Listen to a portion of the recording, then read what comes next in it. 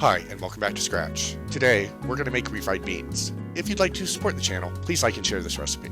For this, we'll need 1 pound of dried pinto beans, a small yellow onion, a half cup of reserved bean liquid, 2 tablespoons of bacon grease or butter, a tablespoon of minced garlic, a tablespoon of lime juice, a tablespoon of oil, a teaspoon of salt, a half teaspoon of cumin, a half teaspoon of chili powder, and a 1/4 teaspoon of oregano. We'll start by rinsing our beans in the sink and picking out any stones if necessary.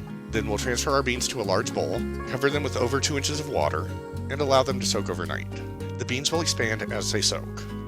After soaking them overnight, we'll reserve a half cup of our bean liquid. Then we'll drain our beans in the sink, transfer them to a large pot, and cover them with 2 to 3 inches of water.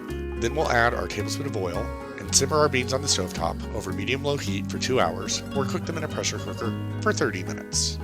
The oil will prevent our beans from boiling over. If using a pressure cooker, release the pressure after 30 minutes. While the beans are depressurizing or finishing cooking, we'll peel and finely dice our onion. Then we'll drain our beans over the sink. Then we'll return our pot to the stovetop over medium-high heat or to a multi-cooker set to saute. We'll melt our 2 tablespoons of butter or bacon grease, add our onions, and allow them to cook for about 5 minutes until translucent, stirring frequently.